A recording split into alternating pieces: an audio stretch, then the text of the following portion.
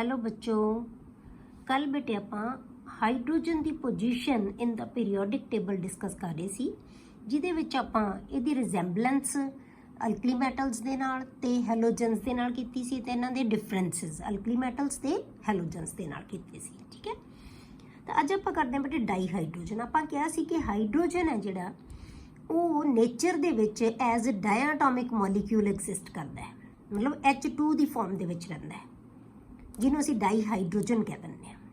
Clear, ਅੱਜ ਆਪਾਂ ਕਰਦੇ ਹਾਂ ਬੇਟੇ ਇਹਦੀ occurrence. Di hydrogen is the most abundant element in the universe ਦੇ ਵਿੱਚ ਸਭ ਤੋਂ ਜ਼ਿਆਦਾ ਜਿਹੜਾ ਅਮਾਉਂਟ ਦੇ ਵਿੱਚ ਜਿਹੜਾ ਐਲੀਮੈਂਟ ਹੈ ਉਹ ਕੀ ਹੈ? ਹਾਈਡਰੋਜਨ ਹੈ, डाई हाइड्रोजन है। It is the principal element in the solar atmosphere. साडे सोलर एटमोसफेयर दे विच जिहड़ा हाइड्रोजन है ना, डाई हाइड्रोजन है, वो एक प्रिंसीपल एलीमेंट है, मतलब कि मेन एलीमेंट है। क्लियर, ये एक मेन जिहड़ा हैगा वो एलीमेंट है। जिहड़े साडे प्लैनेट्स बने हुए हैं वो मेन उन्हां दा कॉन्स्टीट्यूएंट की है? हाइड्रोजन है। तो इस करके आपां कहने आ कि जिहड़ा सोलर एटमोसफेयर है उन्हां दा मेन जिहड़ा कॉन्स्टीट्यूएंट है या मेन प्रिंसीपल एलीमेंट है जिहड़ा वो की है? डाई हाइड्रोजन है। ठीक है, पर अर्थ एटमोसफेयर दे विच इहदी अमाउंट जिहड़ी बहुत घट हुंदी है, उहदा रीजन की है बेटे? क्योंकि यह बहुत लाइट है। Due to its light nature it is much less abundant. कितना अमाउंट जिहड़ा तकरीबन 0.15% बाय मास, सिर्फ इन्नी अमाउंट है दी इन द अर्थ एटमोसफेयर। अर्थ के जिहड़े एटमोसफेयर दे विच इहदी अबंडेंस है जिहड़ी बहुत घट है। हुण जे आपां देखीए कि आपां कहा सी कि जिहड़े हाइड्रोजन है वो सब नालों ज़्यादा जिहड़े हैगे है कंपाउंड्स बनाउंदा है। उन्ने कंपाउंड कोई एलीमेंट नहीं बनाउंदा जिन्ने हाइड्रोजन बनाउंदा है। हुण आपां जे ऑर्गैनिक कंपाउंड्स की गल करिए बेटे, सारे ऑर्गैनिक कंपाउंड्स दे विच हाइड्रोजन मेन कॉन्स्टीट्यूएंट हुंदा है। ठीक है, all organic compounds contain hydrogen in the as their essential constituent. क्योंकि असी ऑर्गैनिक कंपाउंड्स नूं हाइड्रोकार्बनस कहने हैं, मतलब कार्बन ते हाइड्रोजन दे कंपाउंड्स। तो उन्हां दा हाइड्रोजन है जिहड़ा बेटे वो एक एसेंशियल कॉन्स्टीट्यूएंट है, उहदे तो बिना हाइड्रोकार्बनस नहीं बनते। ठीक है, या ऑर्गैनिक कंपाउंड्स नहीं बनते। क्लियर, हुण आपां पढ़दे हां बेटे दे आइसोटोप्स ऑफ हाइड्रोजन। ये तुसीं पहलां भी पढ़िया होया बेटे, ये कोई नवीं चीज़ नहीं तुहाडे वास्ते। सब तो पहलां तो सानूं ये पता होना चाहिए कि आइसोटोप्स असीं किहनूं कहने आ। आइसोटोप्स की हुंदे आ बेटे? Atoms of same element which has same atomic number but different mass number. जिन्हां दा अटोमिक नंबर सेम होवे बट मास नंबर उन्हां दा डिफरेंट होवे, एक ही एलीमेंट दियां एटम्स होण अलग अलग, उन्हां नूं असीं कहने आ आइसोटोप्स। हुण हाइड्रोजन दे बेटे 3 आइसोटोप्स है। Hydrogen has 3 isotopes. उन्हां दे नाम की है बेटे? प्रोटियम H11 जिन्हों असीं लिखते हैं, ड्यूट्रियम H12। नीचे जिहड़ा हुंदा बेटे वो की है? दा एटॉमिक नंबर है, ऊपर की है? Mass number. ठीक है, इनू असीं D नाल भी लिख दिंदे आ, ड्यूट्रियम नूं असीं D नाल भी लिख दिंदे आ। अगे ट्रिटियम उहनूं असीं H13, इनू असीं T नाल भी लिख दिंदे आ। चाहे तुसीं H13 पा दो, चाहे तुसीं T पा दो, इत्ते तुसीं चाहे D पा दो। ठीक है, ये सारे की है? इहदे 3 आइसोटोप्स। हुण आइसोटोप्स दे विच फर्क की है बेटे? सिर्फ इहदे विच फर्क किहदे विच आउंदा है? इन्हां दे नंबर ऑफ न्यूट्रॉन्स दे विच। These isotopes differ from one another in respect of the presence of neutrons. क्योंकि जे असीं पहला लैने आ जिहड़ा प्रोटियम है, ਉਹਦੇ ਵਿੱਚ सिर्फ एक प्रोटोन ਹੁੰਦਾ है, एक इलैक्ट्रॉन ਹੁੰਦਾ है। न्यूक्लियस ਦੇ ਵਿੱਚ ਇਹ न्यूक्लियस है, ये बाहर शैल ਬਣਿਆ ਹੋਇਆ है, ਇਹਦੇ ਵਿੱਚ इलैक्ट्रॉन है, एक प्रोटोन ਤੇ एक इलैक्ट्रॉन है। ठीक है, 1-1, क्योंकि न्यूट्रॉन ਇਹਦੇ 'ਚ है ही नहीं। दूसरा आइसोटोप है बेटे ਜਿਹੜਾ ਉਹਦੇ ਵਿੱਚ ਆਪਾਂ ਲਿਖਿਆ 1-2, ਇਹਦਾ मतलब कि मास नंबर 2 है। तो मास नंबर 2 का मतलब एक प्रोटोन ਤੇ एक न्यूट्रॉन, क्योंकि प्रोटोन तो सेम ही रहेगा, ताही ये एक ही एलीमेंट दी एटम्स बनणगे ना। मतलब प्रोटोन कदे भी चेंज नहीं होणगे। प्रोटोन किहदे बराबर हुंदे बेटे? इन्हां दे एटॉमिक नंबर दे बराबर। तो एटॉमिक नंबर सब दा की है? 1 है। इस करके प्रोटोन सारिਆਂ ਦੇ ਵਿੱਚ ही 1 होएगा, पर ਇਹਦਾ मास नंबर 2 है, तो ਇਹਦਾ मतलब ਇਹਦੇ ਕੋਲ एक न्यूट्रॉन है, इलैक्ट्रॉन ਇਹਦੇ ਕੋल भी एक है। ਇੱਥੇ ਮਾਸ ਨੰਬਰ 3 ਹੈ ਤਾਂ ਇਹਦਾ ਮਤਲਬ ਕੀ ਹੈ, ਪ੍ਰੋਟੋਨ 1 ਹੈ ਤੇ ਨਿਊਟਰੋਨ ਕਿੰਨੇ ਹੋ ਗਏ, 2 ਹੋ ਗਏ।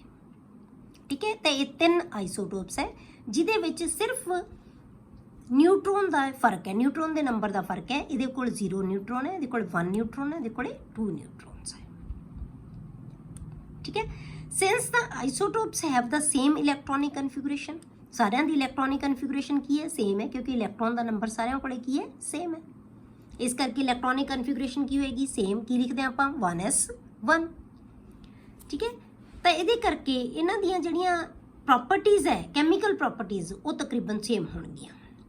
They have almost same chemical properties, ਕਿਉਂਕਿ ਕੈਮੀਕਲ ਪ੍ਰੋਪਰਟੀਜ਼ ਬੇਟੇ ਕਿਸੇ ਵੀ ਜਿਹੜੇ ਐਲੀਮੈਂਟ ਦੀਆਂ ਉਹਦੀ ਇਲੈਕਟ੍ਰੋਨਿਕ ਕਨਫਿਗੂਰੇਸ਼ਨ ਦੇ ਉੱਤੇ ਮੇਨਲੀ ਡਿਪੈਂਡ ਕਰਦੀਆਂ ਹੁੰਦੀਆਂ। ਠੀਕ ਹੈ, ਕਿਉਂਕਿ ਇਹਨਾਂ ਦੀ ਇਲੈਕਟ੍ਰੋਨਿਕ ਕਨਫਿਗੂਰੇਸ਼ਨ ਸੇਮ ਹੈ ਸਾਰਿਆਂ ਦੀ, ਤਾਂ ਇਸ ਕਰਕੇ ਇਹਨਾਂ ਦੀਆਂ ਆਲਮੋਸਟ ਜਿਹੜੀਆਂ ਕੈਮੀਕਲ ਪ੍ਰੋਪਰਟੀਜ਼ ਹੈ ਆਲਮੋਸਟ ਕੀ ਹੋਣਗੀਆਂ, ਸੇਮ ਹੋਣਗੀਆਂ। ਦ only difference is in there rates of reaction. ਫਰਕ ਕਿਹਦੇ ਚ ਹੋਏਗਾ, ਸਿਰਫ rates of reaction. Rates of reaction different ਹੋਣਗੀਆਂ, ਅਦਰਵਾਈਜ਼ ਕੀ ਹੋਣਗੀਆਂ, ਪ੍ਰੋਪਰਟੀਜ਼ ਸੇਮ ਹੋਣਗੀਆਂ। ਹੁਣ ਇਹਨਾਂ ਦੇ ਵਿੱਚੋਂ ਜਿਹੜਾ ਪ੍ਰੋਟੀਅਮ ਤੇ ਡਿਊਟਰੀਅਮ ਹੈ, ਇਹ ਕੀ ਹੈ, ਇਹ ਰੇਡੀਓ ਐਕਟਿਵ ਨੇਚਰ ਦੇ ਨਹੀਂ ਹੈ, ਪਰ ਜਿਹੜਾ ट्रिटियम है की है बेटे, रेडियो एक्टिव एलीमेंट है या रेडियो एक्टिव एटम्स है, जो ये कह लो आइसोटोप है, radio active isotope. Tritium is radio active in nature. Radio active की हुंदा बेटे, किनू कहने असी रेडियो एक्टिव स्पीशीज, वो सबसटेंस या वो एलीमेंट कह लो जिहड़ा अपने आप रेज अमिट करता है, ਜਿਸ 'ਚੋਂ ਆਪਣੇ ਆਪ ਰੇਜ਼ ਅਮਿਟ ਹੁੰਦੀਆਂ ਰਹਿੰਦੀਆਂ, ਉਹਨੂੰ ਅਸੀਂ ਰੇਡੀਓ ਐਕਟਿਵ ਕਹਿੰਦੇ ਹਾਂ। ਤਾਂ ਜਿਹੜੀ ਵੀ ਸਪੀਸ਼ੀਜ਼ ਦੀਆਂ ਜਿਹੜੀ ਉਹਦੀ ਨੇਚਰ ਰੇਡੀਓ ਐਕਟਿਵ ਹੁੰਦੀ ਹੈ ਜਾਂ ਉਹ ਆਪਣੇ ਆਪ ਰੇਜ਼ ਅਮਿਟ ਕਰਦੇ ਰਹਿੰਦੇ ਆ ਬੇਟੇ, ਤਾਂ ਉਹਨਾਂ ਦਾ ਲਾਈਫ ਸਪੈਨ ਹੈ ਨਾ, ਜਿਹੜਾ ਮਤਲਬ ਕੋ ਲਾਈਫ ਦਾ ਸਮਾਂ ਜਿਹੜਾ ਉਹ ਬਹੁਤ ਥੋੜ੍ਹਾ ਹੁੰਦਾ ਹੈ, ਬਹੁਤ ਥੋੜ੍ਹੀ ਦੇਰ ਰਹੀ ਰਹਿੰਦੇ ਆ। ਅਤੇ ਇਸ ਕਰਕੇ ਅਸੀਂ ਜ਼ਿਆਦਾ ਸਟੱਡੀ ਉਹਨੂੰ ਨਹੀਂ ਕਰ ਸਕਦੇ ਹੁੰਦੇ, ਕਿਉਂਕਿ ਲਾਈਫ ਸਪੈਨ ਬਹੁਤ ਘੱਟ ਹੁੰਦਾ ਉਹਨਾਂ ਦਾ। ਠੀਕ ਹੈ, ਤਾਂ ਇਹਦੇ ਵਿੱਚੋਂ ਜਿਹੜਾ ਤੀਸਰਾ ਜਿਹੜਾ ਸਾਡੇ ਕੋਲ ਆਈਸੋਟੋਪ ਹੈ ਉਹ ਕੀ ਹੈ, ਰੇਡੀਓ ਐਕਟਿਵ ਨੇਚਰ ਦਾ। ਹੁਣ ਆਪਾਂ ਕਰਦੇ ਹਾਂ ਬੇਟੇ ਪ੍ਰੈਪਰੇਸ਼ਨ ਆਫ ਡਾਈਹਾਈਡਰੋਜਨ। ਹੁਣ ਡਾਈਹਾਈਡਰੋਜਨ ਨੂੰ ਅਸੀਂ ਕਿਵੇਂ ਪ੍ਰਪੇਅਰ ਕਰਦੇ ਹਾਂ, ਇਹਦੇ ਵਾਸਤੇ ਕਈ ਮੈਥਡਸ ਹੈ ਬੇਟੇ। ਇਹਦੇ ਵਿੱਚ ਆਪਾਂ ਕਾਮਨ ਮੈਥਡਸ ਵੀ ਕਰਾਂਗੇ, ਲੈਬੋਰੇਟਰੀ ਮੈਥਡ ਵੀ ਕਰਾਂਗੇ, ਤੇ ਕਮਰਸ਼ਲੀ ਕਿਵੇਂ ਪ੍ਰਪੇਅਰ ਕੀਤੀ ਜਾਂਦੀ ਹੈ ਡਾਈਹਾਈਡਰੋਜਨ ਉਹ ਵੀ ਕਰਾਂਗੇ। ਹਰ ਇੱਕ ਤਰ੍ਹਾਂ ਦੇ ਮੈਥਡ ਇਹਦੇ ਵਿੱਚ ਆਪਾਂ ਸਟੱਡੀ ਕਰਾਂਗੇ। ਸਭ ਤੋਂ ਪਹਿਲਾਂ ਆਪਾਂ ਮੈਥਡ ਲੈਂਦੇ ਹਾਂ ਕਿ ਜਿਹੜੇ ਹਾਈਡਰੋਜਨ ਹੈ ਉਹਨੂੰ ਅਸੀਂ ਬੇਟੇ ਮੈਟਲਸ ਤੋਂ ਜਾਂ ਮੈਟਲ ਦੇ ਹਾਈਡਰਾਈਡਸ ਤੋਂ ਵਾਟਰ ਦੇ ਟਰੀਟਮੈਂਟ ਨਾਲ ਆਪਾਂ ਉਹਦੇ ਤੋਂ ਹਾਈਡਰੋਜਨ ਪ੍ਰਪੇਅਰ ਕਰ ਸਕਦੇ ਹਾਂ, ਜਾਂ ਤਾਂ ਮੈਟਲਸ ਜਾਂ ਮੈਟਲ ਦੇ ਹਾਈਡਰਾਈਡਸ। ਉਹਨਾਂ ਨੂੰ ਜਦੋਂ ਅਸੀਂ ਵਾਟਰ ਨਾਲ ਟਰੀਟ ਕਰਦੇ ਹਾਂ ਨਾ, ਤਾਂ ਅਸੀਂ ਹਾਈਡਰੋਜਨ ਗੈਸ ਪ੍ਰੋਡਿਊਸ ਕਰ ਸਕਦੇ ਹਾਂ। ਠੀਕ ਹੈ, ਪਹਿਲਾਂ ਆਪਾਂ ਲੈਂਦੇ ਹਾਂ from metals by the action of water. Action water ਦੋਨਾਂ ਦੇ ਉੱਤੇ ਹੀ ਵਾਟਰ ਨਾਲ ਰਿਐਕਟ ਕਰਾਂਗੇ ਆਪਾਂ। ਪਹਿਲਾਂ ਆਪਾਂ ਲੈਂਦੇ ਹਾਂ ਮੈਟਲਸ ਦੇ ਨਾਲ। ਹੁਣ ਮੈਟਲਸ ਹੈ ਜਿਹੜੇ ਬੇਟੇ ਅਲੱਗ-ਅਲੱਗ ਤਰ੍ਹਾਂ ਦੀਆਂ ਹੁੰਦੀਆਂ, ਜਿਹੜੀਆਂ ਬਹੁਤ ਜ਼ਿਆਦਾ ਰਿਐਕਟਿਵ ਮੈਟਲਸ ਹੁੰਦੀਆਂ ਉਹ ਤਾਂ ਰੂਮ ਟੈਂਪਰੇਚਰ ਦੇ ਉੱਤੇ ਹੀ ਰਿਐਕਟ ਕਰ ਲੈਂਦੀਆਂ, ਪਰ ਜਿਹੜੀਆਂ ਉਸ ਤੋਂ ਘੱਟ ਰਿਐਕਟਿਵ ਹੋਣਗੀਆਂ ਥੋੜ੍ਹੀਆਂ ਜਿਹੀਆਂ, ਉਹਨੂੰ ਅਸੀਂ ਹੀਟ ਕਰਨ ਨਾਲ ਜਿਹੜੀਆਂ ਉਹ ਰਿਐਕਟ ਕਰ ਸਕਦੀਆਂ। ਜਿਵੇਂ ਸਾਡੇ ਕੋਲ ਸੋਡੀਅਮ ਤੇ ਪੋਟਾਸ਼ੀਅਮ ਹੈ, ਇਹ ਬਹੁਤ ਜ਼ਿਆਦਾ ਰਿਐਕਟਿਵ ਮੈਟਲਸ ਹੈ। ਠੀਕ ਹੈ, ਤਾਂ ਆਪਾਂ ਕਹਿੰਦੇ ਹਾਂ ਨਾ ਕਿ ਸੋਡੀਅਮ, ਤੁਸੀਂ ਛੋਟੀ ਕਲਾਸਿਸ 'ਚ ਵੀ ਪੜ੍ਹਿਆ ਹੋਏਗਾ ਕਿ ਸੋਡੀਅਮ ਤੇ ਪੋਟਾਸ਼ੀਅਮ ਨੂੰ ਕੈਰੋਸਿਨ 'ਚ ਰੱਖਿਆ ਜਾਂਦਾ, ਉਹਨੂੰ ਅਸੀਂ ਵਾਟਰ ਨਾਲ ਵੀ ਨਹੀਂ ਰੱਖ ਸਕਦੇ, ਵਾਟਰ 'ਚ ਵੀ ਨਹੀਂ ਰੱਖ ਸਕਦੇ, ਏਅਰ 'ਚ ਵੀ ਨਹੀਂ ਰੱਖ ਸਕਦੇ। ਕਿਉਂ? ਕਿਉਂਕਿ ਇਹ ਬਹੁਤ ਜ਼ਿਆਦਾ ਰਿਐਕਟਿਵ ਹੁੰਦੇ ਆ। ਇਹ ਪਾਣੀ ਨਾਲ ਵੀ ਰਿਐਕਟ ਕਰ ਲੈਂਦੇ ਆ ਰੂਮ ਟੈਂਪਰੇਚਰ ਦੇ ਉੱਤੇ ਹੀ। ਤਾਂ ਕੀ ਬਣਾ ਲੈਂਦੇ ਆ, metal plus water gives MOH, metal ਦਾ ਹਾਈਡਰੋਕਸਾਈਡ ਪਲੱਸ ਹਾਈਡਰੋਜਨ। ਤਾਂ ਹੁਣ ਜੇ ਅਸੀਂ ਇਹਨੂੰ ਪਾਣੀ 'ਚ ਰੱਖਾਂਗੇ ਤਾਂ ਪਾਣੀ ਦੇ ਕੋਲ ਰੱਖਾਂਗੇ ਤਾਂ ਪਾਣੀ ਨਾਲ ਇਹਨੇ ਰਿਐਕਟ ਕਰ ਲੈਣਾ, ਰਿਐਕਟ ਕਰਕੇ ਹਾਈਡਰੋਜਨ ਗੈਸ ਪ੍ਰੋਡਿਊਸ ਹੋ ਜਾਏਗੀ। ਹਾਈਡਰੋਜਨ ਗੈਸ ਜਦੋਂ ਬਣ, ਕਿਉਂਕਿ ਇਹ ਸਾਨੂੰ ਬਹੁਤ ਧਿਆਨ ਰੱਖਣਾ ਪੈਂਦਾ ਬਟ ਕਿਉਂਕਿ ਹਾਈਡਰੋਜਨ ਗੈਸ ਕੀ ਹੈ, ਕੰਬਸਟੀਬਲ ਹੁੰਦੀ ਹੈ, ਇਹਨੂੰ ਅੱਗ ਲੱਗ ਜਾਂਦੀ ਹੈ, ਇਹ ਜਲਦੀ ਹੈ ਆਪ। ਠੀਕ ਹੈ, ਤਾਂ ਇਹ ਕੰਬਸਟੀਬਲ ਹੋਣ ਕਰਕੇ ਇਹ ਕੀ ਹੈ, ਇਸ ਕਰਕੇ ਇਹਨਾਂ ਨੂੰ ਆਪਾਂ ਕੀ ਕਰਦੇ ਹਾਂ, ਪਾਣੀ ਦੇ ਵਿੱਚ ਵੀ ਨਹੀਂ ਰੱਖ ਸਕਦੇ, ਇਹਨੂੰ ਕੈਰੋਸਿਨ 'ਚ ਰੱਖਿਆ ਜਾਂਦਾ ਹੈ ਕਿਉਂਕਿ ਇਹ ਬਹੁਤ ਜ਼ਿਆਦਾ ਵਾਟਰ ਦੇ ਨਾਲ ਰਿਐਕਟਿਵ ਹੁੰਦੇ ਆ ਐਟ ਰੂਮ ਟੈਂਪਰੇਚਰ। ਤਾਂ ਜੇ ਇੱਥੇ ਆਪਾਂ ਸੋਡੀਅਮ ਲੈ ਲਿਆ ਤਾਂ ਸੋਡੀਅਮ ਦਾ ਹਾਈਡਰੋਕਸਾਈਡ ਬਣ ਜਾਏਗਾ, NaOH ਬਣ ਜਾਏਗਾ। ਜੇ ਅਸੀਂ ਪੋਟਾਸ਼ੀਅਮ ਲੈ ਲਿਆ ਤਾਂ ਇਹ ਪੋਟਾਸ਼ੀਅਮ ਦਾ ਹਾਈਡਰੋਕਸਾਈਡ ਬਣ ਜਾਏਗਾ, ਨਾਲ ਕੀ ਆ ਜਾਏਗੀ H2 ਹਾਈਡਰੋਜਨ ਗੈਸ। ਕਲੀਅਰ? ਇਸੇ ਤਰ੍ਹਾਂ ਜੇ ਅਸੀਂ ਜ਼ਿੰਕ ਤੇ ਮੈਗਨੀਸ਼ੀਅਮ ਲੈ ਲਿਆ, ਇਹ ਮੈਟਲਸ ਵੀ ਵਾਟਰ ਨਾਲ ਰਿਐਕਟ ਕਰਦੀਆਂ ਤੇ ਇਹ MO ਬਣਾਉਂਦੇ ਆ। ਠੀਕ ਹੈ, ਮੈਟਲ ਦੇ ਆਕਸਾਈਡ, ਇਹ ਹੀਟ ਕਰਨ ਨਾਲ ਬਣਾਉਂਦੇ ਆ। ਇਹ ਕਦੇ ਨਾਲ ਰਿਐਕਟ ਕਰਦੇ ਆ? ਹੀਟ, ਜਦੋਂ ਅਸੀਂ ਇਹਨੂੰ ਹੀਟ ਕਰਦੇ, ਰੂਮ ਟੈਂਪਰੇਚਰ ਤੇ ਨਹੀਂ ਰਿਐਕਟ ਕਰਦੇ ਇਹ ਹੀਟ ਕਰਨ ਨਾਲ ਰਿਐਕਸ਼ਨ ਹੈ ਜਿਹੜਾ ਇਹਨਾਂ ਦਾ ਹੋਏਗਾ। ਠੀਕ ਹੈ, ਤੇ ਜੇ ਆਪਾਂ ਜ਼ਿੰਕ ਪਲੱਸ ਵਾਟਰ ਲੈ ਲਿਆ ਤਾਂ ਜ਼ਿੰਕ ਆਕਸਾਈਡ ਪਲੱਸ ਹਾਈਡਰੋਜਨ ਬਣ ਜਾਏਗਾ। ਜੇ ਅਸੀਂ ਮੈਗਨੀਸ਼ੀਅਮ ਲੈ ਲਿਆ ਤੇ ਤਾਂ ਮੈਗਨੀਸ਼ੀਅਮ ਪਲੱਸ ਵਾਟਰ ਤੇ ਮੈਗਨੀਸ਼ੀਅਮ ਆਕਸਾਈਡ ਪਲੱਸ ਹਾਈਡਰੋਜਨ ਦੋਨੋਂ ਹੀ ਪ੍ਰੋਡਿਊਸ ਕਰਨਗੇ। ਇਹ ਬੇਟੇ ਮੈਟਲਸ ਦਾ ਰਿਐਕਸ਼ਨ ਹੋ ਗਿਆ ਵਾਟਰ ਦੇ ਨਾਲ। ਹੁਣ ਆਪਾਂ ਕਰਦੇ ਹਾਂ ਮੈਟਲ ਜਿਹੜਾ ਮੈਟਲ ਹਾਈਡਰਾਈਡ ਹੈ ਉਹ ਵੀ ਵਾਟਰ ਦੇ ਨਾਲ ਰਿਐਕਟ ਕਰਦੇ ਆ by the action of water on metal hydrides. Metal hydride ਜਿਵੇਂ ਸੋਡੀਅਮ ਦਾ ਹਾਈਡਰਾਈਡ ਹੈ, ਇਹ ਵਾਟਰ ਨਾਲ ਰਿਐਕਟ ਕਰੇਗਾ ਤਾਂ ਬੇਟੇ ਕੀ ਬਣਾ ਲੇਗਾ? ਇਹ ਆਪਣਾ ਹਾਈਡਰੋਕਸਾਈਡ, ਜਿਵੇਂ ਉੱਪਰ ਬਣਾਇਆ ਸੀ ਹਾਈਡਰੋਕਸਾਈਡ, ਹੁਣ ਵੀ ਇਹਨੇ ਹਾਈਡਰੋਕਸਾਈਡ ਬਣਾ ਲੈਣਾ ਤੇ ਨਾਲ ਕੀ ਨਿਕਲ ਜਾਏਗਾ? H2। ਨਾਲ ਕੀ ਨਿਕਲੇਗੀ ਇੱਥੇ? H2 hydrogen gas. ਠੀਕ ਹੈ, ਇਹ ਨਹੀਂ ਆਏਗਾ, ਹਾਈਡਰੋਜਨ ਗੈਸ ਨਿਕਲੇਗੀ। ਕਲੀਅਰ?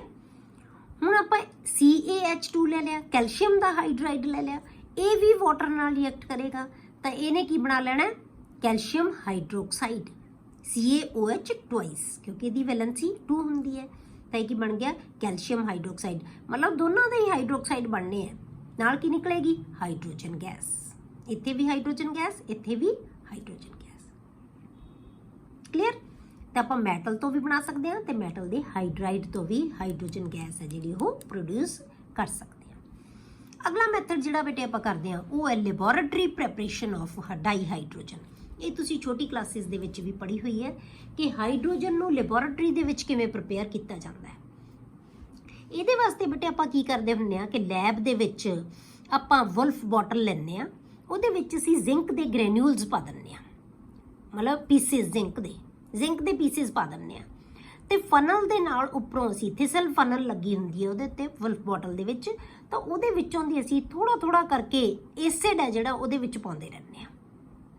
ਹੁਣ ਐਸਿਡ ਕਿਹੜਾ ਹੋ ਸਕਦਾ ਹੈ? ਜਾਂ ਅਸੀਂ ਡਾਇਲੂਟ HCl ਲਵਾਂਗੇ ਜਾਂ ਅਸੀਂ ਡਾਇਲੂਟ H2SO4 ਲਵਾਂਗੇ। ਠੀਕ ਹੈ, ਤਾਂ ਇਹਨਾਂ ਦੋਨੋਂ ਐਸਿਡਸ ਹੈ ਜਿਹੜੇ ਦੋਨਾਂ ਕੋਲ ਹੀ H ਆਇਨ ਹੈ, ਰਿਐਕਟ ਤਾਂ H ਆਇਨ ਨੇ ਹੀ ਕਰਨਾ ਹੈ ਇਹਦੇ ਨਾਲ। ਠੀਕ ਹੈ, ਤਾਂ H ਆਇਨ ਹੈ ਜਿਹੜਾ ਉਹ ਕੀ ਹੈ ਇਹਦੇ ਵਿੱਚ, ਕਿਉਂਕਿ ਹਾਈਡਰੋਜਨ ਤਾਂ H ਆਇਨ ਹੀ ਪ੍ਰੋਡਿਊਸ ਕਰੇਗਾ ਨਾ। ਠੀਕ ਹੈ, ਇਹ ਇਲੈਕਟ੍ਰੋਨ ਲੂਜ਼ ਕਰੇਗਾ, ਇਹ ਇਲੈਕਟ੍ਰੋਨ ਗੇਨ ਕਰ ਲੇਗਾ ਤੇ H2 ਚ ਕਨਵਰਟ ਹੋ ਗਿਆ। ਇਹਨੇ 2 ਇਲੈਕਟ੍ਰੋਨ ਛੱਡਤੇ ਤਾਂ ਇਹ ਜ਼ਿੰਕ 2 ਪੋਜ਼ਿਟਿਵ। ਮਤਲਬ ਕੀ ਹੈ ਕਿ ਜੇ ਜ਼ਿੰਕ ਦੇ ਨਾਲ ਅਸੀਂ HCl ਪਾ ਦਾਂਗੇ ਇੱਥੇ ਤਾਂ ਇਹ ਜ਼ਿੰਕ ਕਲੋਰਾਈਡ ਬਣ ਜਾਏਗਾ ਪਲੱਸ H2 ਬਣ ਜਾਏਗਾ। ਜੇ ਅਸੀਂ ਤੇ ਜ਼ਿੰਕ ਦੇ ਨਾਲ ਸਲਫਿਊਰਿਕ ਐਸਿਡ ਲਿਖ ਦਾਂਗੇ, H2SO4 ਲਿਖ ਦਾਂਗੇ ਤਾਂ ਇਹਨੇ ਬਣਾ ਲਿਆ ਜ਼ਿੰਕ ਸਲਫੇਟ ਪਲੱਸ H2। ਬਣਨਾ ਰਿਐਕਸ਼ਨ ਇਹੀ ਹੈ, ਭਾਵੇਂ ਤੁਸੀਂ HCl ਲੈ ਲਓ ਚਾਹੇ ਤੁਸੀਂ H2SO4। ਹਾਈਡਰੋਜਨ ਕਿਹਨੇ ਬਣਾਉਣੀ ਹੈ? H ਆਇਨ ਨੇ, ਦੋਨਾਂ ਕੋਲ H ਆਇਨ ਪ੍ਰੈਜ਼ੈਂਟ ਹੈ ਤਾਂ ਬਣਾਉਣੀ ਹਾਈਡਰੋਜਨ ਕਿਹਨੇ? H ਆਇਨਸ ਨੇ। ਤਾਂ ਐਸਿਡ ਦੋਨਾਂ ਨਾਲ, ਇਸ ਕਰਕੇ ਰਿਐਕਸ਼ਨ ਕੀ ਰਹੇਗਾ? ਸੇਮ ਰਹੇਗਾ।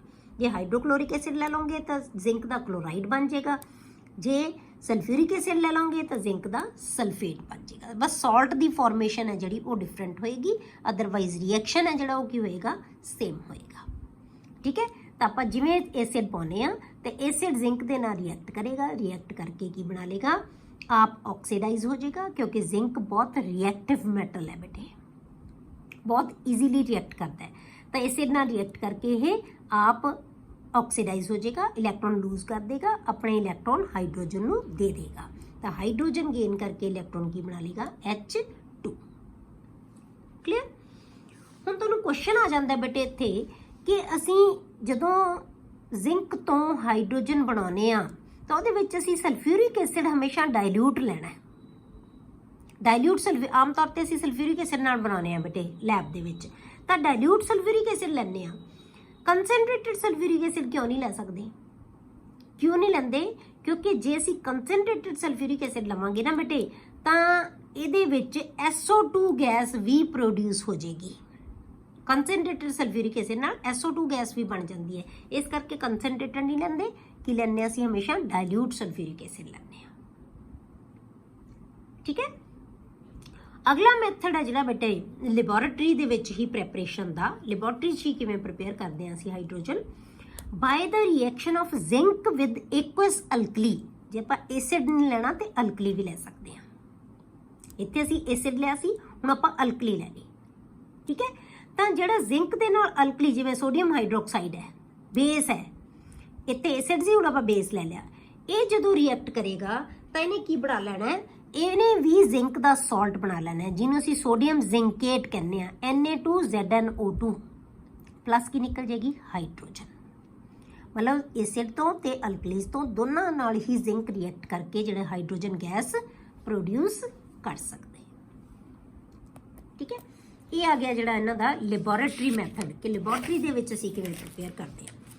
ਅਗਲਾ ਮੈਥਡ ਜਿਹੜਾ ਆਪਾਂ ਕਰਦੇ ਹਾਂ ਬੇਟੇ, ਉਹ ਹੈ ਕਮਰਸ਼ੀਅਲ ਪ੍ਰੈਪਰੇਸ਼ਨ ਆਫ ਡਾਈਹਾਈਡਰੋਜਨ। ਮਤਲਬ ਲਾਰਜ ਸਕੇਲ ਤੇ ਜਿਹੜੀ ਹਾਈਡਰੋਜਨ ਬਣਾਈ ਜਾਂਦੀ ਹੈ ਉਹਨੂੰ ਆਪਾਂ ਕਿਵੇਂ ਬਣਾਉਂਦੇ ਹਾਂ। ਲੈਬ ਦੇ ਵਿੱਚ ਅਸੀਂ ਥੋੜੀ ਜਿਹੀ ਪ੍ਰਪੇਅਰ ਕਰਦੇ ਹਾਂ ਨਾ, ਤੇ ਜੇ ਅਸੀਂ ਕਮਰਸ਼ੀਅਲ ਜਿਹੜੀ ਪ੍ਰੈਪਰੇਸ਼ਨ ਹੈ, ਲਾਰਜ ਸਕੇਲ ਦੇ ਉੱਤੇ ਜਿਹੜੀ ਪ੍ਰੈਪਰੇਸ਼ਨ ਕਰਨੀ ਹੈ, ਉਹਦੇ ਮੈਥਡ ਕੀ ਹੈ, ਉਹਨੂੰ ਬੇਟੇ ਅਸੀਂ ਇਲੈਕਟ੍ਰੋਲਿਸਿਸ ਨਾਲ ਬਣਾਉਂਦੇ ਹਾਂ। ਇਲੈਕਟ੍ਰੋਲਿਸਿਸ ਆਫ ਵਾਟਰ। ਇਲੈਕਟ੍ਰੋਲਿਸਿਸ ਕੀ ਹੁੰਦੀ ਹੈ, ਥੋੜਾ ਜਿਹਾ ਤੁਹਾਨੂੰ ਹੁਣ ਮੈਂ ਦੱਸ ਦਿੰਦੀ ਹਾਂ, ਕਿਉਂਕਿ ਇਸ ਟੌਪਿਕ ਬਾਰੇ ਜਿਹੜਾ ਆਪਣਾ ਨੈਕਸਟ ਲੈਕਚਰ ਆਏਗਾ ਨਾ, ਇੱਕ ਚੈਪਟਰ ਆਏਗਾ ਰਿਡੌਕਸ ਰਿਐਕਸ਼ਨਸ, ਉਹ 'ਚ ਸਾਰਾ ਕੁਝ ਆਪਾਂ ਇਹੀ ਪੜਾਂਗੇ।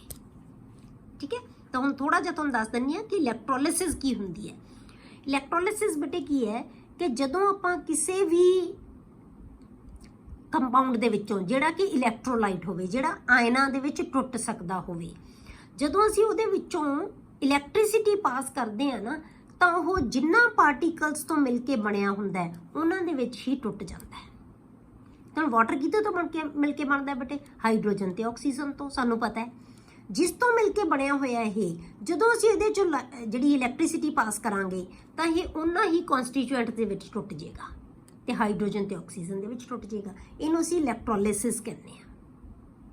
ਠੀਕ ਹੈ, ਤਾਂ ਇਲੈਕਟ੍ਰੋਲਿਸਿਸ ਆਫ ਵਾਟਰ ਦੇ ਨਾਲ ਅਸੀਂ ਹਾਈਡਰੋਜਨ ਨੂੰ ਪ੍ਰਪੇਅਰ ਕਰਦੇ ਹਾਂ ਔਨ ਲਾਰਜ ਸਕੇਲ। ਇਹ ਕਮਰਸ਼ੀਅਲ ਜਿਹੜੀ ਪ੍ਰੈਪਰੇਸ਼ਨ ਹੈ, ਤਾਂ ਇਲੈਕਟ੍ਰੋਲਿਸਿਸ ਕੀਤੀ ਜਾਂਦੀ ਹੈ ਵਾਟਰ ਦੇ ਉੱਤੇ। ਤਾਂ ਜਦੋਂ ਅਸੀਂ ਇਲੈਕਟ੍ਰਿਸਿਟੀ ਪਾਸ ਕਰਾਂਗੇ ਤਾਂ ਸਾਨੂੰ ਬੈਟਰੀ ਚਾਹੀਦੀ ਹੈ। ਬੈਟਰੀ ਜਿਹੜੀ ਆਪਣੇ ਕੋਲੇ ਕੀ ਹੈ, ਆਪਾਂ ਉਹਦੇ ਵਾਸਤੇ ਇੱਕ ਕੰਟੇਨਰ ਲੈ ਲਾਂਗੇ, ਉਹਦੇ ਵਿੱਚ ਇਲੈਕਟ੍ਰੋਡ ਲਾ ਦਿੰਦੇ ਹਾਂ, ਉਹਨਾਂ ਨੂੰ ਅਸੀਂ ਬੈਟਰੀ ਦੇ ਨਾਲ ਜੋੜ ਦਿੰਦੇ ਹਾਂ। ਇੱਕ ਬੈਟਰੀ ਦਾ ਸਿਰਾ ਪੋਜ਼ਿਟਿਵ ਹੁੰਦਾ ਹੈ, ਇੱਕ ਨੈਗੇਟਿਵ ਹੁੰਦਾ ਹੈ। ਠੀਕ ਹੈ, ਜਦੋਂ ਨੈਗੇਟਿਵ ਤੇ ਪੋਜ਼ਿਟਿਵ ਪੋਲ ਹੋਣਗੇ ਬੈਟਰੀ ਦੇ, ਤਾਂ ਇਹਦੇ ਵਿੱਚ ਜਿਹੜੇ ਆਇਨਸ ਹੋਣਗੇ, ਵਾਟਰ ਹਮੇਸ਼ਾ ਕਿਵੇਂ ਐਗਜ਼ਿਸਟ ਕਰਦਾ ਬੇਟੇ, ਇਹਦੇ ਵਿੱਚ ਕੀ ਹੁੰਦਾ ਹੈ, H ਪੋਜ਼ਿਟਿਵ ਤੇ OH ਨੈਗੇਟਿਵ। ਠੀਕ ਹੈ, ਇਸ ਫਾਰਮ ਦੇ ਵਿੱਚ ਹੀ ਐਗਜ਼ਿਸਟ ਕਰਦਾ ਨਾ ਵਾਟਰ, H ਪੋਜ਼ਿਟਿਵ ਤੇ OH ਨੈਗੇਟਿਵ। ਹੁਣ ਜਿਹੜਾ ਪੋਜ਼ਿਟਿਵ ਚਾਰਜ ਹੈ ਉਹ ਕਿੱਧਰ ਜਾਏਗਾ ਬੇਟੇ? ਬੈਟਰੀ ਦੇ ਨੈਗੇਟਿਵ ਪੋਲ ਵੱਲ ਨੂੰ ਅਟਰੈਕਟ ਹੋ ਜਾਏਗਾ। ਜਿਹੜੇ ਨੈਗੇਟਿਵ ਹੈ ਉਹ ਕੀ ਹੈ, ਬੈਟਰੀ ਦੇ ਪੋਜ਼ਿਟਿਵ ਪੋਲ ਵੱਲ ਨੂੰ ਅਟਰੈਕਟ ਹੋ ਜਾਏਗਾ। ਤਾਂ ਜਦੋਂ ਅਸੀਂ ਇਲੈਕਟ੍ਰੋਲਿਸਿਸ ਕਰਦੇ ਹਾਂ ਤਾਂ ਜਿਹੜਾ ਬੈਟਰੀ ਦਾ ਜਿਹੜਾ ਪੋਜ਼ਿਟਿਵ ਪਾਰਟ ਹੈ ਨਾ, ਜਿਹੜਾ ਪੋਜ਼ਿਟਿਵ ਪਾਰਟ ਹੈ ਉਹਨੂੰ ਅਸੀਂ ਕਹਿੰਦੇ ਆ ਐਨੋਡ, ਉਹਨੂੰ ਕਹਿੰਦੇ ਆ ਐਨੋਡ। ਉਹਦੇ ਵੱਲ ਨੂੰ ਨੈਗੇਟਿਵ ਪਾਰਟ ਜਾਏਗਾ। ਜਿਹੜਾ ਬੈਟਰੀ ਦਾ ਪੋਜ਼ਿਟਿਵ ਹਿੱਸਾ ਹੋਏਗਾ ਉਹਦੇ ਵੱਲ ਨੈਗੇਟਿਵ ਹਿੱਸਾ ਹੋਏਗਾ, ਉਹਨੂੰ ਅਸੀਂ ਕੈਥੋਡ ਕਹਿੰਦੇ ਆ। ਉਹਦੇ ਵੱਲ ਪੋਜ਼ਿਟਿਵ ਪਾਰਟ ਅਟਰੈਕਟ ਹੋਏਗਾ, ਕਿਉਂਕਿ opposite charges attract each other. ਉੱਥੇ ਜਾ ਕੇ ਦੋਨੋਂ ਸਪੀਸ਼ੀਜ਼ ਕੀ ਹੋ ਜਾਣਗੀਆਂ, ਡਿਸਚਾਰਜ ਹੋ ਜਾਣਗੀਆਂ, ਆਪਣਾ ਆਪਣਾ ਚਾਰਜ ਛੱਡ ਦੇਣਗੀਆਂ। ਠੀਕ ਹੈ, ਤਾਂ ਇਹ ਤੁਸੀਂ ਬਸ ਯਾਦ ਹੁਣ ਕੀ ਰੱਖੋ ਕਿ ਵਾਟਰ ਦੀ ਜਦੋਂ ਅਸੀਂ ਇਲੈਕਟ੍ਰੋਲਿਸਿਸ ਕਰਦੇ ਹਾਂ ਤਾਂ ਉਹ ਕੀ ਬਣਾ ਲੈਂਦਾ ਹੈ, H2 and O2। H electron gain ਕਰ ਲੇਗਾ, H 'ਚ ਕਨਵਰਟ ਹੋ ਜਾਏਗਾ, ਪਰ H ਕਦੇ ਵੀ ਇਕੱਲਾ ਐਗਜ਼ਿਸਟ ਨਹੀਂ ਕਰਦਾ। ਸਾਨੂੰ ਪਤਾ ਹੈ ਕਿ ਡਾਈਹਾਈਡਰੋਜਨ ਦੀ ਫਾਰਮ ਦੇ ਵਿੱਚ ਐਗਜ਼ਿਸਟ ਕਰਦਾ ਹੈ, ਤਾਂ ਦੋ H ਆਪਸ 'ਚ ਕੰਬਾਈਨ ਹੋ ਕੇ ਕੀ ਬਣਾ ਲੈਣਗੇ ਬੇਟੇ, H2। ਠੀਕ ਹੈ, OH ਨੈਗੇਟਿਵ ਇਲੈਕਟ੍ਰੋਨ ਲੂਜ਼ ਕਰ ਦੇਗਾ ਤਾਂ ਡਿਸਚਾਰਜ ਹੋ ਜਾਏਗਾ, ਪਰ OH ਸਪੀਸ਼ੀਜ਼ ਹੈ ਜਿਹੜੀ ਉਹ ਐਗਜ਼ਿਸਟ ਨਹੀਂ ਕਰੇਗੀ। ਇਹ ਆਪਸ 'ਚ 4 OH ਮਿਲ ਕੇ O2 ਤੇ ਵਾਟਰ ਬਣਾ ਦੇਣਗੇ। ਵਾਟਰ ਤਾਂ ਫਿਰ ਇਹਦੇ ਨਾਲ ਹੀ ਰਲ ਜਾਣਾ ਹੈ, ਤਾਂ ਆਕਸੀਜਨ ਹੈ ਜਿਹੜੀ ਉਹ ਕੀ ਹੈ, ਨਿਕਲ ਜਾਏਗੀ। ਤਾਂ ਆਪਾਂ ਕਹਿੰਦੇ ਆ ਕਿ ਐਨੋਡ ਦੇ ਉੱਤੇ ਕੀ ਆ ਜਾਂਦਾ ਬੇਟੇ, ਆਕਸੀਜਨ ਆ ਜਾਂਦੀ ਹੈ, ਤੇ ਕੈਥੋਡ ਦੇ ਉੱਤੇ ਕੀ ਬਣ ਜਾਂਦੀ ਹੈ, ਹਾਈਡਰੋਜਨ ਬਣ ਜਾਂਦੀ ਹੈ। ਠੀਕ ਹੈ, ਪੋਜ਼ਿਟਿਵ ਇਲੈਕਟ੍ਰੋਡ ਦੇ ਉੱਤੇ ਆਕਸੀਜਨ ਬਣੇਗੀ, ਨੈਗੇਟਿਵ ਇਲੈਕਟ੍ਰੋਡ ਦੇ ਉੱਤੇ ਹਾਈਡਰੋਜਨ ਬਣ ਜਾਏਗੀ ਬੈਟਰੀ ਦੀ। ਹੁਣ ਆਪਾਂ ਲੈਂਦੇ ਹਾਂ ਇਲੈਕਟ੍ਰੋਲਿਸਿਸ ਆਫ ਐਕੁਅਸ NaCl। ਇਹ ਤਾਂ ਵਾਟਰ ਦੀ ਇਲੈਕਟ੍ਰੋਲਿਸਿਸ ਕੀਤੀ ਸੀ, ਹੁਣ ਆਪਾਂ ਇਲੈਕਟ੍ਰੋਲਿਸਿਸ ਕਰਦੇ ਹਾਂ NaCl ਦੀ। ਹੁਣ NaCl ਦੀ ਇਲੈਕਟ੍ਰੋਲਿਸਿਸ ਤੋਂ ਵੀ ਬੇਟੇ ਜਿਹੜੀ ਹੈਗੀ ਹਾਈਡਰੋਜਨ ਗੈਸ ਪ੍ਰੋਡਿਊਸ ਕਰ ਸਕਦੇ ਹਾਂ ਆਪਾਂ, ਜਿਹਨੂੰ ਅਸੀਂ ਬ੍ਰਾਈਨ ਸੋਲਿਊਸ਼ਨ ਕਹਿ ਦਿੰਦੇ ਹਾਂ। ਠੀਕ ਹੈ, ਜੇ ਅਸੀਂ ਕੰਸੈਂਟਰੇਟਡ ਸੋਲਿਊਸ਼ਨ ਲੈਂਦੇ ਹਾਂ NaCl ਦਾ, ਐਕੁਅਸ ਸੋਲਿਊਸ਼ਨ। ਐਕੁਅਸ ਕੀ ਦਾ ਮਤਲਬ ਹੈ ਬੇਟੇ, ਐਕੁਅਸ ਦਾ ਮਤਲਬ ਹੁੰਦਾ ਜਿਹਦੇ ਵਿੱਚ ਵਾਟਰ ਹੋਵੇ, ਕੱਲਾ NaCl ਨਾ ਹੋਵੇ, ਪਾਣੀ ਦੇ ਵਿੱਚ ਘੁਲਿਆ ਹੋਇਆ ਹੋਵੇ, ਉਹਨੂੰ ਅਸੀਂ ਬ੍ਰਾਈਨ ਸੋਲਿਊਸ਼ਨ ਕਹਿ ਦਿੰਦੇ ਹਾਂ। ਹੁਣ NaCl ਹੈ ਬੇਟੇ, ਉਹ ਕੀ ਹੈ, ਇੱਕ ਆਇਨਿਕ ਕੰਪਾਊਂਡ ਹੈ। ਇਹ ਇੱਕ ਆਇਨਿਕ ਕੰਪਾਊਂਡ ਹੈ। ਆਪਾਂ ਕੱਲ ਗੱਲ ਕੀਤੀ ਸੀ ਨਾ ਕਿ ਜਦੋਂ ਆਪਾਂ ਵੀ NaCl ਹੈ ਜਿਹੜਾ ਵੀ ਅਲਕਲੀ ਮੈਟਲ ਵੀ ਕਲੋਰੀਨ ਨਾਲ ਮਿਲ ਕੇ ਕੰਪਾਊਂਡ ਬਣਾ ਲੈਂਦਾ ਤੇ H ਵੀ ਕਲੋਰੀਨ ਨਾਲ ਮਿਲ ਕੇ ਕੰਪਾਊਂਡ ਬਣਾ ਲੈਂਦਾ, ਪਰ ਆਪਾਂ ਕਿਹਾ ਸੀ ਕਿ ਨੇਚਰ ਡਿਫਰੈਂਟ ਹੈ। H ਜਿਹੜਾ ਬਣਾਉਂਦਾ ਉਹ ਕੋਵੈਲੈਂਟ ਹੁੰਦਾ, ਪਰ Na ਜਿਹੜਾ ਬਣਾਉਂਦਾ ਉਹ ਆਇਨਿਕ ਨੇਚਰ ਦਾ ਹੁੰਦਾ ਹੈ। ਠੀਕ ਹੈ, Cl ਦੇ ਨਾਲ ਕੰਬਾਈਨ ਹੋ ਕੇ। ਤਾਂ ਆਇਨਿਕ ਨੇਚਰ ਦਾ ਹੋਣ ਕਰਕੇ ਕੀ ਹੈ, ਜਦੋਂ ਅਸੀਂ ਇਹਨੂੰ ਪਾਣੀ 'ਚ ਪਾਵਾਂਗੇ ਤਾਂ ਇਹ ਆਇਓਨਾਈਜ਼ ਹੋ ਜਾਏਗਾ, ਆਇਨਾਂ 'ਚ ਟੁੱਟ ਜਾਏਗਾ। Na ਪੋਜ਼ਿਟਿਵ ਤੇ Cl ਨੈਗੇਟਿਵ। ਮਤਲਬ Na ਦੀ ਟੈਂਡੈਂਸੀ ਹੈ ਕਿ ਇਲੈਕਟ੍ਰੋਨ ਬਹੁਤ ਛੇਤੀ ਛੱਡ ਦਿੰਦਾ ਹੈ, ਕਿਉਂਕਿ ਇਹਦੇ ਵੈਲੈਂਸ ਸ਼ੈਲ 'ਚ ਇੱਕੋ ਇਲੈਕਟ੍ਰੋਨ ਹੁੰਦਾ ਹੈ। ਇਹ ਇਲੈਕਟ੍ਰੋਨ ਛੱਡ ਦਿੰਦਾ ਹੈ ਤੇ ਕਲੋਰੀਨ ਨੂੰ ਇੱਕ ਇਲੈਕਟ੍ਰੋਨ ਚਾਹੀਦਾ ਹੁੰਦਾ ਹੈ। ਇਹਦੇ ਵੈਲੈਂਸ ਸ਼ੈਲ 'ਚ ਕਿੰਨੇ ਇਲੈਕਟ੍ਰੋਨ ਹੈ? 7 ਹੈ। ਤੇ ਬਹੁਤ ਈਜ਼ੀਲੀ ਇਹਦੇ ਤੋਂ ਇਲੈਕਟ੍ਰੋਨ ਗੇਨ ਕਰ ਲੈਂਦਾ ਹੈ। ਕਲੀਅਰ? ਤਾਂ ਇਹ ਪੋਜ਼ਿਟਿਵ ਬਣ ਗਿਆ, ਇਹ ਨੈਗੇਟਿਵ ਬਣ ਗਿਆ। ਪਰ ਇਹਦੇ ਨਾਲ ਨਾਲ ਇਹਦੇ ਵਿੱਚ ਵਾਟਰ ਵੀ ਪ੍ਰੈਜ਼ੈਂਟ ਹੈ, ਕਿਉਂਕਿ ਆਪਾਂ ਐਕੁਅਸ ਕਿਹਾ ਤਾਂ ਵਾਟਰ ਦੀ ਵੀ ਟੈਂਡੈਂਸੀ ਹੈਗੀ, ਉਹ ਵੀ ਆਇਓਨਾਈਜ਼ ਹੋ ਸਕਦਾ ਜਦੋਂ। ਠੀਕ ਹੈ, ਤਾਂ ਇਹਨੇ ਕੀ ਕਰਨਾ ਹੈ? H ਪੋਜ਼ਿਟਿਵ ਤੇ OH ਨੈਗੇਟਿਵ। ਹੁਣ ਐਨੋਡ ਤੇ ਕੈਥੋਡ ਉਹੀ ਸੀ, ਜਦੋਂ ਇਲੈਕਟ੍ਰਿਸਿਟੀ ਪਾਸ ਕਰਨੀ ਹੈ ਤਾਂ ਬੈਟਰੀ ਦੇ ਦੋ ਸਿਰੇ ਹੋਣਗੇ, ਇੱਕ ਐਨੋਡ ਤੇ ਇੱਕ ਕੈਥੋਡ। ਐਨੋਡ ਦਾ ਚਾਰਜ ਪੋਜ਼ਿਟਿਵ ਹੈ, ਕੈਥੋਡ ਦੇ ਜਿਹੜਾ ਪੋਲ ਹੈ ਉਹ ਪੋਜ਼ਿਟਿਵ ਹੈ ਤੇ ਕੈਥੋਡ ਕੀ ਹੈ? ਨੈਗੇਟਿਵ। ਠੀਕ ਹੈ, ਹੁਣ ਇਹਦੇ ਵੱਲ ਕੀ ਹੈ? ਪੋਜ਼ਿਟਿਵ ਪੋਲ ਵੱਲ ਦੋ ਚੀਜ਼ਾਂ ਜਾਣਗੀਆਂ ਬੇਟੇ। ਠੀਕ ਹੈ, ਪੋਜ਼ਿਟਿਵ ਵੱਲ ਦੋ ਸਾਡੇ ਕੋਲ ਨੈਗੇਟਿਵ ਚਾਰजेस ਹੈ, ਕਲੋਰੀਨ ਦੇ ਉੱਤੇ ਵੀ ਨੈਗੇਟਿਵ ਹੈ, OH ਦੇ ਉੱਤੇ ਵੀ ਨੈਗੇਟਿਵ ਹੈ। ਹੁਣ ਇਹਨਾਂ ਦੋਨਾਂ 'ਚ ਕੀ ਹੈ? ਰੇਸ ਹੋਏਗੀ ਵੀ ਕੌਣ ਜਾਏਗਾ। ਹੁਣ ਇਹਨਾਂ ਨੂੰ ਡਿਟੇਲ ਹੈ ਜਿਹੜੀ ਤੁਹਾਨੂੰ ਰਿਡੌਕਸ ਰਿਐਕਸ਼ਨ 'ਚ ਸਮਝ ਆਏਗੀ ਕਿ ਕਿਉਂ ਜਾਂਦੇ ਆ ਇਹ। ਹੁਣ ਤੁਸੀਂ ਐਂ ਸਮਝ ਲਓ ਕਿ ਇਹਨਾਂ ਦੋਨਾਂ ਦੀ ਰੇਸ ਹੋਏਗੀ ਕਿ ਦੋਨਾਂ 'ਚੋਂ ਕੌਣ ਹੈ ਜਿਹੜਾ ਤਾਕਤਵਰ ਹੋਏਗਾ ਉਹ ਪਹੁੰਚ ਜਾਏਗਾ। ਤਾਂ ਇਹਨਾਂ 'ਚੋਂ ਕਿਹੜਾ ਜਾਂਦਾ ਹੈ? Cl ਹੈ ਜਿਹੜਾ ਐਨੋਡ ਵੱਲ ਨੂੰ ਅਟਰੈਕਟ ਹੋ ਜਾਂਦਾ ਹੈ।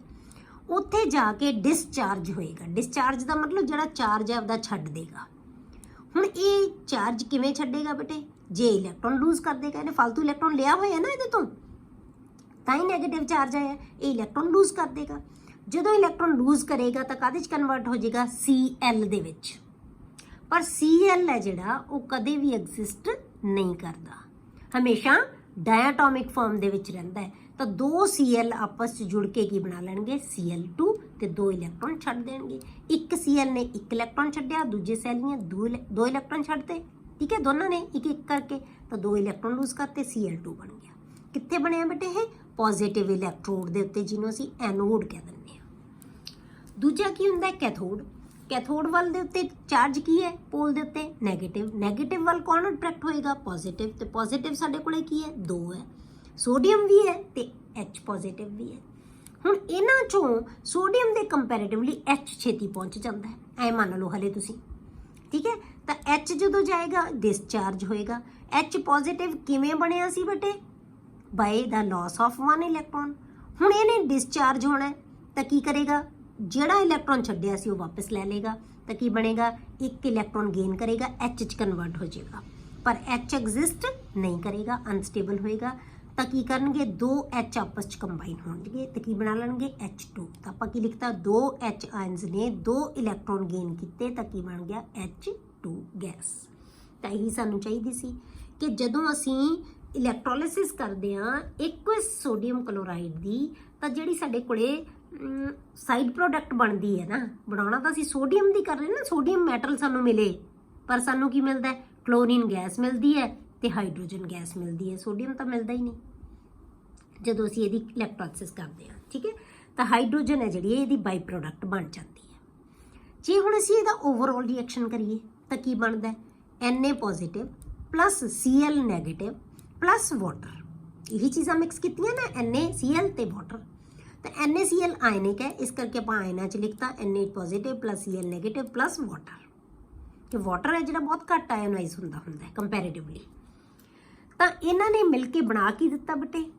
Cl ਨੇ Cl2 ਬਣਾਤਾ। ਠੀਕ ਹੈ, ਇਹਦੇ 'ਚੋਂ H ਪੋਜ਼ਿਟਿਵ ਨੇ H2 ਬਣਾਤਾ।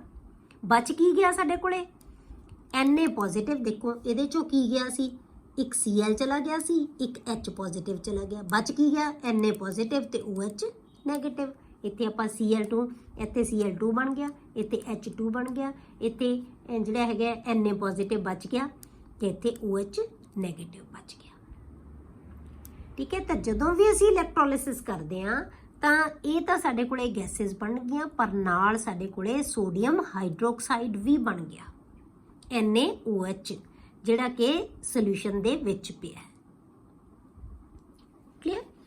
ਹੁਣ ਆਪਾਂ ਕਰਦੇ ਹਾਂ ਬਟੇ ਕਿ ਇਹ ਹਾਈਡਰੋਕਾਰਬਨਸ ਦੇ ਤੋਂ ਵੀ ਅਸੀਂ ਹਾਈਡਰੋਜਨ ਪ੍ਰਪੇਅਰ ਕਰਦੇ ਹਾਂ। ਜੇ ਆਪਾਂ ਹਾਈਡਰੋਕਾਰਬਨਸ ਦੇ ਵਿੱਚੋਂ ਸਟੀਮ ਪਾਸ ਕਰ ਦਈਏ ਨਾ, ਸਟੀਮ ਪਾਸ ਕਰ ਦਈਏ ਤਾਂ ਸਾਡੇ ਕੋਲੇ ਕੀ ਹੈ, ਹਾਈਡਰੋਜਨ ਗੈਸ ਬਣ ਜਾਂਦੀ ਹੈ। By reaction of steam on hydrocarbons or coke at high temperature in the presence of catalyst like nickel, ਇਹਨਾਂ ਦੀ ਪ੍ਰੈਜ਼ੈਂਸ ਦੇ ਵਿੱਚ ਟੈਂਪਰੇਚਰ ਹਾਈ ਹੋਵੇ ਤਾਂ ਹਾਈਡਰੋਕਾਰਬਨਸ ਸਟੀਮ ਨਾਲ ਰਿਐਕਟ ਕਰਕੇ ਹਾਈਡਰੋਜਨ ਗੈਸ ਪ੍ਰੋਡਿਊਸ ਕਰਦੀਆਂ। ਤਾਂ ਹਾਈਡਰੋਕਾਰਬਨ ਕੀ ਹੁੰਦੀਆਂ ਬੇਟੇ, CnH2n+2, ਇਹ ਤੁਸੀਂ ਪੜ੍ਹਿਆ ਹੋਇਆ 10th ਦੇ ਵਿੱਚ, ਠੀਕ ਹੈ, ਕਿ ਆਪਾਂ ਇਹਨਾਂ ਨੂੰ ਅਲਕੇਨਸ ਕਹਿੰਦੇ ਆ, ਇਹ ਅਲਕੇਨਸ ਹੈ, ਠੀਕ ਹੈ। ਤਾਂ hydrocarbon CnH2n+2 plus N water molecules, ਤਾਂ ਇਹ NCO ਬਣਾ ਦੇਗਾ, NCO ਪਲੱਸ 2n+1 ਹਾਈਡਰੋਜਨ ਬਣ ਜਾਏਗੀ।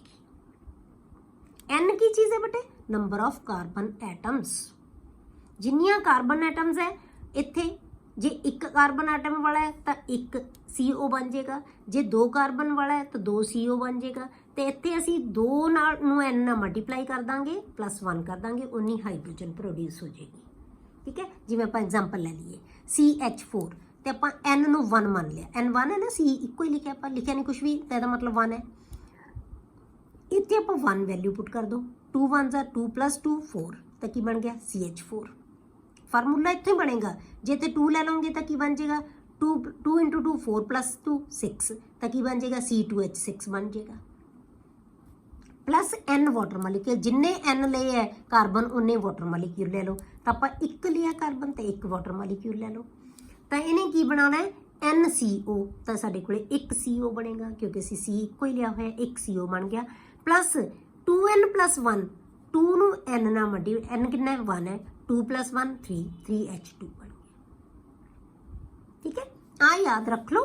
ਤਾਂ ਜਿੰਨਾ ਮਰਜ਼ੀ ਕਾਰਬਨ ਦਾ ਨੰਬਰ ਲਈ ਚੱਲੋ ਤੁਸੀਂ, ਇੱਥੇ ਹਾਈਡਰੋਕਾਰਬਨ ਜਿਹੜੀ ਮਰਜ਼ੀ ਲੈ ਲਓ ਉਹਨੂੰ ਤੁਸੀਂ ਬਣਾ ਸਕਦੇ ਹੋ, ਮਤਲਬ ਬੈਲੈਂਸਿੰਗ ਇਹਦੀ ਬਹੁਤ ਈਜ਼ੀ ਹੋ ਜਾਏਗੀ ਤੁਹਾਡੇ ਲਈ, ਕੁਝ ਸੋਚਣਾ ਹੀ ਨਹੀਂ ਪੈਣਾ। ਤਾਂ ਹਾਈਡਰੋਜਨ ਗੈਸ ਹੈ ਜਿਹੜੀ ਅਸੀਂ ਬਣਾ ਸਕਦੇ ਹਾਂ। ਹੁਣ ਇੱਥੇ ਇੰਪੋਰਟੈਂਟ ਚੀਜ਼ ਕੀ ਹੈ ਬਟ ਇਹਦੇ ਨਾਲ ਰਿਲੇਟਡ ਕੁਐਸਚਨ ਬਹੁਤ ਆਉਂਦੇ ਆ ਕਿ CO ਤੇ H2 ਦੇ ਮਿਕਸਚਰ ਨੂੰ ਅਸੀਂ ਕਹਿੰਦੇ ਆ water gas. Mixture of CO and H2 is called water gas, ਇਹਨੂੰ ਅਸੀਂ ਵਾਟਰ ਗੈਸ ਕਹਿੰਦੇ ਆ। It is used for the synthesis of methanol and number of hydrocarbons, ਬਹੁਤ ਸਾਰੇ ਹਾਈਡਰੋਕਾਰਬਨਸ ਨੂੰ ਬਣਾਉਣ ਵਾਸਤੇ ਅਸੀਂ ਇਹਨੂੰ ਯੂਜ਼ ਕਰਦੇ ਹਾਂ। ਇਸੇ ਕਰਕੇ ਇਹਨੂੰ ਕਿਹਾ ਜਾਂਦਾ ਹੈ ਸਿੰਥੇਸਿਸ ਗੈਸ, ਮਤਲਬ ਕਈ ਕੰਪਾਊਂਡਸ ਦੀ ਸਿੰਥੇਸਿਸ ਲਈ ਇਹਨੂੰ ਯੂਜ਼ ਕੀਤਾ ਜਾਂਦਾ ਹੈ, ਇਸ ਕਰਕੇ ਇਹਨੂੰ ਸਿੰਥੇਸਿਸ ਗੈਸ ਵੀ ਕਹਿ ਦਿੰਦੇ ਆ ਜਾਂ ਸਿਨ ਗੈਸ ਕਹਿ ਦਿੰਦੇ ਆ, ਜਾਂ ਇਹਨੂੰ ਕੀ ਕਹਿੰਦੇ ਆ ਅਸੀਂ ਸਿਨ ਗੈਸ, ਸਿੰਥੇਸਿਸ ਦਾ ਛੋਟਾ ਨਾਮ ਸਿਨ ਗੈਸ ਕਹਿ ਦਿੰਦੇ ਆ ਆਪਾਂ। ਕਲੀਅਰ ਹੋ ਗਿਆ ਕਿ ਇਹ ਜਿਹੜਾ ਹਾਈਡਰੋਕਾਰਬਨਸ ਤੋਂ ਵਾਟਰ ਗੈਸ ਬਣਦੀ ਹੈ ਜਿਹਨੂੰ ਅਸੀਂ ਸਿੰਥੇਸਿਸ ਗੈਸ ਵੀ ਕਹਿ ਦਿੰਦੇ ਆ ਜਾਂ ਸਿਨ ਗੈਸ ਕਹਿ ਦਿੰਦੇ ਆ। ਹੁਣ ਜੇ ਇਹੀ ਪ੍ਰੋਸੈਸ ਸਿਨ ਗੈਸ ਹੀ ਅਸੀਂ ਬਣਾਉਣੀ ਹੈ, ਪਰ ਅਸੀਂ ਹਾਈਡਰੋਕਾਰਬਨਸ ਦੀ ਬਜਾਏ ਅਸੀਂ ਹੁਣ ਕੋਕ ਤੋਂ ਬਣਾਈਏ, ਕੋਲ ਤੋਂ ਬਣਾਈਏ, ਇਕੱਲੇ ਕਾਰਬਨ ਤੋਂ, ਤਾਂ ਉਹਨੂੰ ਅਸੀਂ ਕਹਿੰਦੇ ਆ ਕੋਲ ਗੈਸੀਫਿਕੇਸ਼ਨ। The process of producing syngas from coal, ਇਹ ਤਾਂ ਹਾਈਡਰੋਕਾਰਬਨਸ ਤੋਂ ਬਣਾਈ ਸੀ ਨਾ ਵਾਟਰ ਗੈਸ ਜਾਂ ਸਿੰਥੇਸਿਸ ਗੈਸ, ਹੁਣ ਅਸੀਂ ਇਕੱਲੇ ਕੋਕ ਤੋਂ ਬਣਾਉਣੇ ਆ, ਕਾਰਬਨ ਤੋਂ। ਜੇ ਕਾਰਬਨ ਤੋਂ ਅਸੀਂ ਬਣਾਵਾਂਗੇ ਬਟੇ ਤਾਂ ਉਹਨੂੰ ਅਸੀਂ ਕਹਿੰਦੇ ਆ ਕੋਲ ਗੈਸੀਫਿਕੇਸ਼ਨ, ਇਹਨੂੰ ਕਿਹਾ ਜਾਂਦਾ ਹੈ ਕੋਲ ਗੈਸੀਫਿਕੇਸ਼ਨ, ਠੀਕ ਹੈ। ਹੁਣ ਇਹ ਜਿਹੜੀ ਕਾਰਬਨ ਮੋਨੋਆਕਸਾਈਡ ਬਣੀ ਹੈ ਇੱਥੇ, ਇਹਨੂੰ ਦੁਬਾਰਾ ਅਸੀਂ ਸਟੀਮ ਦੇ ਨਾਲ ਰਿਐਕਟ ਕਰਕੇ ਬਟੇ ਇਹਦੀ ਪ੍ਰੋਡਕਸ਼ਨ ਨੂੰ ਵਧਾ ਸਕਦੇ ਹਾਂ। ਜੇ ਅਸੀਂ ਇਹਦੀ ਪ੍ਰੋਡਕਸ਼ਨ ਵਧਾਉਣੀ ਹੋਵੇ ਫਿਰ ਕੀ ਕਰਦੇ ਹਾਂ ਆਪਾਂ, CO ਨੂੰ ਦੁਬਾਰਾ ਫਿਰ ਸਟੀਮ ਦੇ ਨਾਲ ਰਿਐਕਟ ਕਰ ਦਿੰਦੇ ਹਾਂ, but in the presence of FeCrO4 iron chromate. Iron chromate catalyst ਹੈ, ਇਹ ਕੈਟਲਿਸਟ ਦੀ ਪ੍ਰੈਜ਼ੈਂਸ ਦੇ ਵਿੱਚ CO ਹੈ ਜਿਹੜਾ ਵਾਟਰ ਦੇ ਨਾਲ ਰਿਐਕਟ ਕਰਕੇ ਕੀ ਬਣਾ ਲੇਗਾ, CO2 ਪਲੱਸ ਹਾਈਡਰੋਜਨ, ਮਤਲਬ ਇਹਨੂੰ ਫਿਰ ਅਸੀਂ ਹਾਈਡਰੋਜਨ 'ਚ ਕਨਵਰਟ ਕਰ ਸਕਦੇ ਹਾਂ ਜੇ ਅਸੀਂ ਦੁਬਾਰਾ ਵਾਟਰ ਦੇ ਨਾਲ ਇਹਦਾ ਰਿਐਕਟ ਕਰ ਦਿੰਦੇ ਹਾਂ ਇਹਨੂੰ।